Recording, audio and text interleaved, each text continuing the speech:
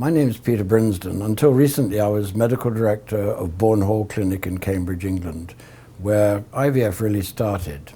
And I'm particularly focusing this morning on a remarkable man, Bob Edwards, who all of us in the profession know. He won the Nobel Prize, he became a knight in England, Sir Robert Edwards, and he was the most remarkable person. So I'm going to talk a little bit about his life. He went through university in Bangor in Wales and then went to Edinburgh. And there he first became interested in the animal work, where he was trying to discuss and research work on embryonic stem cells, maturation of fertilization of human oocytes. And he then forecast the possibility of doing human IVF, freezing of embryos, PGD, human embryonic stem cells. These were forecasts made in the late 50s and early 60s and shows the remarkable foresight that this man had. He wrote numerous papers. He wrote over 400 papers, but just a few of the key ones will be mentioned, mainly aimed at trying to reinforce the fact that he was so far-sighted for his time. In the late 60s, he was looking at chimeras in mice, admittedly, stem cell research, blastocyst cultures, which we think of nowadays as a fairly modern idea, but he was talking about it in the late 60s, 10 years even before the birth of Louise Brown. And he was talking also about sexing blastocysts. He wrote a very well-known paper in Nature with Richard Gardner, another very remarkable researcher and scientist, looking at the sex ratio at full term in the rabbit and transferring sexed blastocysts to rabbits. So the early days of human IVF, a lot of the basic research had been done, and they went on, and Robert Edwards came over to the States and worked with Howard and Georgiana Jones, two other doyens of in vitro fertilization and assisted reproduction. And they did, again, some of the very early basic research. These two remarkable people are amazing people. And Howard, as most of us are aware, still going strong at 102, 103, I think now, and writing erudite medical papers, research papers still. There was a man in France who was teaching laparoscopy, pioneering laparoscopy, and Patrick Steptoe, a gynecologist in the UK, went there to study that. Another remarkable man. He was the first one to bring laparoscopy to the United Kingdom, and he really opened up laparoscopy, wrote a little textbook called Laparoscopy and Gynecology, which when I was a young gynecologist trainee in 69-70 was the Bible by which we learnt. And he could see ovaries clearly through the laparoscope. And this was a very controversial thing to do. Most established gynecologists poo-pooed the idea of doing laparoscopy. It's a dangerous procedure. You stick a trocar cannula through blindly into the abdominal cavity. It was something that was just not accepted at the time. But Steptoe persevered, and he realized that he could collect oocytes from the follicles that he could see on the ovaries through the laparoscope. And he presented his work at the Royal Society of Medicine in 1968, and Bob Edwards got to hear about this chap who could actually visualize ovaries quite clearly, very simply, not having to do a laparotomy. So they decided to get together, and they met together at the meeting there, and they started to collaborate in about 1968. We had the gynecologist who was able to see ovaries, collect eggs, and the bicycling Don, as he was called, because everyone in Cambridge rides bicycles, and they started their work together. Steptoe at that time was up in a city called Oldham in Lancashire, about 200 miles from Cambridge, so they had to go back and forth and back and forth. And very soon after their initiation of their collaboration, Steptoe and Edwards together wrote Early Stages of Fertilization in Vitro of Human Oocytes Matured in Vitro. And this really set the tone for the research for the future. And it caused a lot of controversy. They came in for a lot of vitriolic criticism when they said that they were able to see and initiate fertilization of human eggs. I must remember this was really ethically contentious at the time. By watching sperm, you could see the sperm penetrating the oocytes, the early signs of fertilization, the development of embryos onto the blastocyst stage. So that was a remarkable thing to do. And they worked in this tiny little cottage hospital in Oldham, near Oldham, a place called Royton. This little cottage hospital, pretty basic operating theatre there. And Bob Edwards had a sort of converted broom cupboard as a laboratory where he and Jean Purdy, his assistant, did their initial research. They continued to write erudite papers.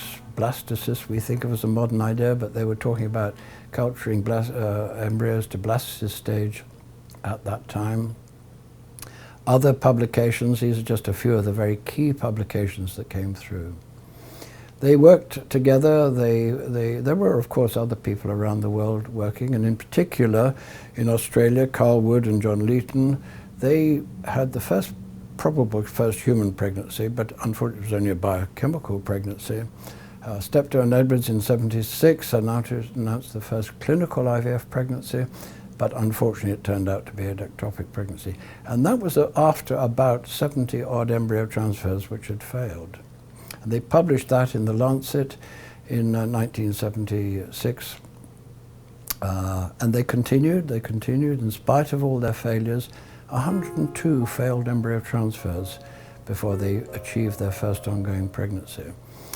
Leslie Brown was a woman with complete tubal block, and she came and was told that the chances were fairly slim, but she was determined to do it. Unfortunately, she died just last year, rather prematurely, unfortunately. And in those days, can you believe it, we were culturing embryos in flasks like this, and this is the flask in which the world's first test tube baby was born, which nowadays seems remarkable to us because we've got all these very fancy incubators and time-lapse and all these things, but this is the way it all started. After a difficult pregnancy, Louise Brown was born on the 25th of July, 1978, and there's a nice video clip available online which you can still see, and is worth watching because it's a real historic moment. So there's Louise with Bob Edwards and Patrick Steptoe and Jean Purdy, a very important part of the team there. She was laboratory assistant to Bob, and she was the sort of glue that kept the two of them together. And unfortunately she died just before I got to Bourne Hall. Patrick at that time said, "This is the first time we've solved all the problems at once. We're at the end of the beginning, but not the beginning of the end." And I still think sometimes we're a long way from the end with all the research that's still to be done. This is probably the happiest picture in my collection, with the two of them at the press conference afterwards. I think it's a lovely picture of them and their obvious relief and happiness, because they did not know until Louise Brown was in their arms that she was going to be normal. We did not have ultrasound capability to diagnose things at that time before births. So it wasn't until she was born that they realized that she was perfectly normal. And that was a great relief to everyone.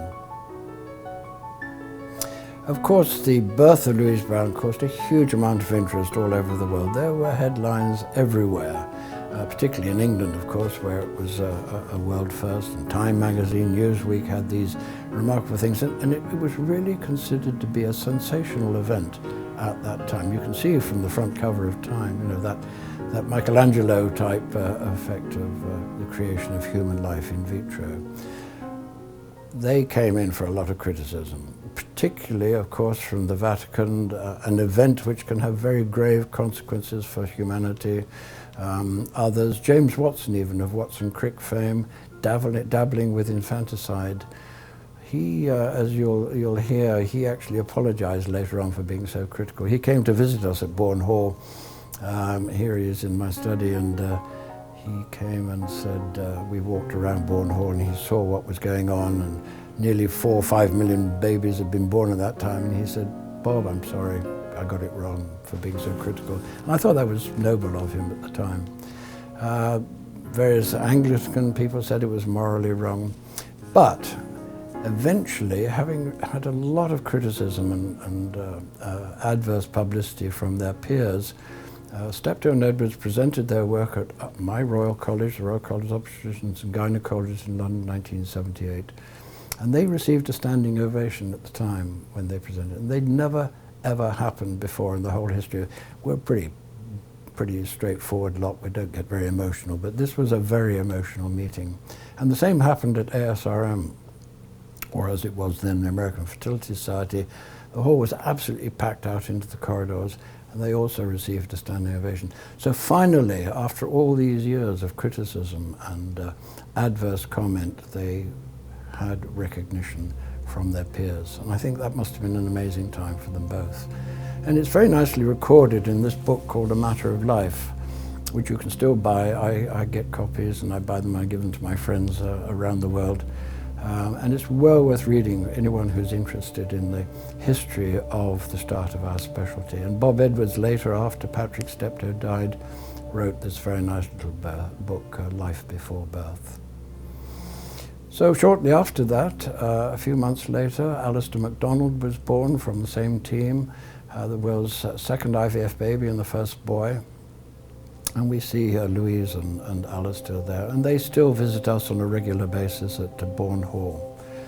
Now, unfortunately, no one wanted to get involved in IVF. It was still too controversial, still too ethically contentious, and they said the universities wouldn't fund them any research or treatment. None of the National Health Service in England services wanted to fund them at all. So Steptoe and Edwards had to go privately and set up their own private clinic. And they found this very nice old Jacobean manor house in the middle of the Cambridgeshire countryside. And when I first went there, we had these porter cabins in the grounds there. And I went away for a few years and I came back as medical director after Patrick Steptoe died. And they built this beautiful annex where all the clinical and laboratory and scientific work went on. So that is Bourne Hall, the world's first IVF clinic. Of course, work was going on elsewhere in other countries, particularly Howard and Georgiana Jones, who'd come down to Virginia, and Elizabeth Carr was born. I have to remind people occasionally that the first IVF baby born in America was actually conceived in Bourne Hall, but that's all right, they accept that. And Elizabeth Carr's a lovely girl and a very bright, intelligent young lady who I had the pleasure of meeting. So at Bourne Hall we had the world's first IVF conference, you can see here, with about 30 people attending. Now there's about 10,000 attend every conference. This was a very friendly exchange of ideas, very informal. Bob and colleagues sitting on the lawn, listening to lectures in the sunshine. Rather a nice way of having an international meeting, I think. Unfortunately, Patrick Steptoe became very ill and he died in late 1988. And then I had the honor of being asked to take over as medical director at Bourne Hall in early 1989. He's buried there in the churchyard at the end of the garden at Bourne Hall. Ethical issues had always been very important for Steptoe and Edwards in the conduct of their clinical and IVF research. And Edwards had always been very conscious of this, and even 7 or 8 years before the birth of Louise Brown, he wrote this very erudite paper about the ethical concerns covering our specialty today. And the cartoonist got hold of it. This is a well-known politician, Tony Benn, wanting to do cloning of him. Get on with it, Edwards, and clone me so I can have more of me in Parliament. A good socialist thing, a nice one. We must never allow doctors to play God. People were very concerned about this, and we developed the world's first regulatory system to cover IVF.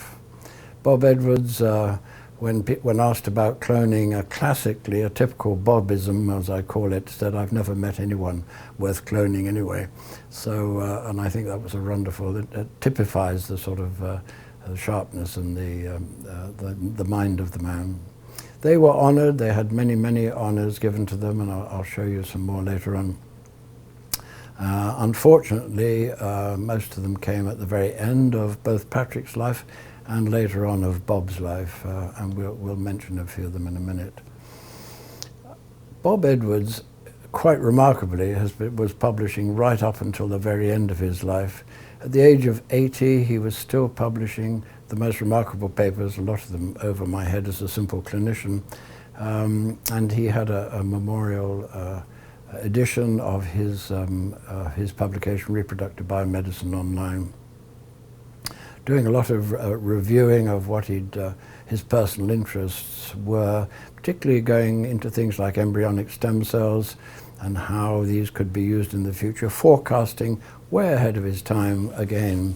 And this is an original slide from one of his 1960s lectures, before Louise Brown, before they even started collaborating on human IVF. Why would we want to get involved in human IVF? Treatment of infertility, origin of chromosome disorders, diagnosis of genetic disease in embryos, contraception, stem cells from embryos, highly, highly controversial at that time, and looking at the ethics of early human life. So infertility was just one of the things that he felt we needed to do this research into human IVF.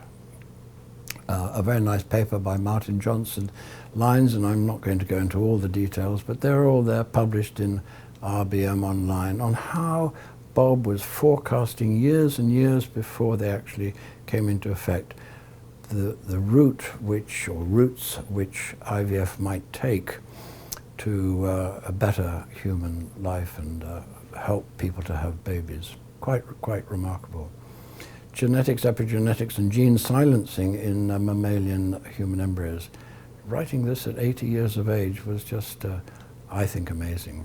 Human implantation, this is still one of our greatest barriers to the success of human reproduction, and this was written again at the age of 80. And this was one of his favorites, genetics of polarity in mammalian embryos, one of his favorite topics there. He was able to forecast humans growing replacement body parts, and there was a big article about it. And Bob said, I think with some foresight, the emerging field of regenerative medicine would enable a patient's own cells to be used to build hearts, livers, and kidneys. And he was very in favor of this line of research. So from his earliest days in the 60s and 70s, when he was a young researcher, he was looking at all of these issues which we now are starting to address more seriously. He was a keen supporter of, for instance, IVF surrogacy. Women who couldn't have a child because they hadn't got a uterus or had it removed, why shouldn't they have IVF technology to help them to have a child? Blastocyst culture, which has only just started to become really popular. They did the first gift cases, although they called it something different, way before it became popular. And ethics, ethics, ethics at all time. Finally, just to pay my final tribute to this remarkable man, he did receive a lot of awards, but all rather too late in his life, unfortunately. The Americans honored him with their equivalent of the Nobel Prize, the Albert and Mary Lasker Foundation Award. He was really delighted to receive that. And this was just around about the time of 9/11, so it was quite a difficult time. And Goldstein, who was chairman of the Lasker Foundation, I thought he put it very nicely when he was giving the oration for Bob, when he said the publication of The Origin of Species in 1858 and the birth of the first test tube baby in 1978 are defining events in the history of human society, because they forced us to confront some of the most fundamental ideas about being human. They ignited two of the most violent controversies in the history of biology, of medicine, and they were subjected to vitriolic personal criticisms, but they conducted themselves with dignity and forthrightness. And I think that's a very nice testament of what they had experienced, what they'd suffered in the way of criticism and everything, yet they conducted themselves with dignity and forthrightness. Bob received the Légion d'honneur as well from the French, which is a remarkable thing, with his wife, lovely wife Ruth, there, who unfortunately recently has also passed away. And then finally, after much too late, most of us believe, who were fans of Bob's, he got the Nobel Prize. Bob and I worked together at Bourne Hall. He is the scientific director and me as the medical director for a few years together, and they were quite some of the most remarkable years of my life. And it was my privilege to work with Bob during those years. Not many people, in fact no other medical director in the world has ever worked with a Nobel Prize winner as a colleague and friend in their own clinics. Unfortunately, Bob was too ill to receive the Nobel Prize in person, and his wife Ruth Fowler, who's also I think the granddaughter of a Nobel Prize winner, received it on his behalf. Surely the highest accolade of all. And Bob was passionate, very passionate about his work, and everyone believed that he richly deserved the Nobel Prize, as Louise Brown, seen here with Bob, confirmed. A wonderful man, seen in his office here at Bourne Hall. Got a knighthood from the Queen, again rather too late in life. We'd tried to persuade the powers that be to honour him earlier, but he wasn't. Bob, a remarkable man, was the founding father of our specialty, in vitro fertilization and assisted reproduction. He founded Bourne Hall, the world's first IVF clinic as well. And together with this remarkable man, gynecologist Patrick Steptoe, they really set the foundations of human in vitro fertilization. This remarkable man, gynecologist Patrick Steptoe, received a lot of awards himself. He was president of the British Fertility Society, which I also had the honour of being president of quite recently, IFFS as well. And I think the one he valued most when he was elected Fellow of the Royal Society, which is a real honour, and very, very few clinicians have ever been given that honour. And happy memories of Bob and I together in our younger days, and during the millennium they even issued a set of postage stamps to mark this remarkable development of IVF and Bob's contribution to the world of IVF. I visited Louise and her parents. Her father died some years ago, and her mother tragically died prematurely last year in 2012. And Bob's birthdays were recognized, a wonderful meeting together in Venice, marking his 75th birthday with some of his best friends, particularly Jean Cohen on the right there, who was another remarkable pioneer and a very good friend. So we have regular gatherings at Bourne Hall, baby parties and things, and these two lovely people, healthy, normal, in their mid-30s now, come to visit us regularly. Louise with her mother, and I think we should mark Leslie Brown in the middle there as also being a pioneer. It was she who had the first baby, she who underwent the treatment and took the chance after 102 failures to actually go through this treatment, and she was successful. Natural cycle IVF in this case, single embryo transfer in 1977, and she was born in 1978, and her son, the first son, she's just had another one this year in 2013, and natural conception in 2007. So our children now are having babies themselves, so far as we're aware, all normally and naturally, which is a wonderful, again, testament to the pioneering work that these people did. Howard Jones, who is really the doyen of IVF, I think is now 103.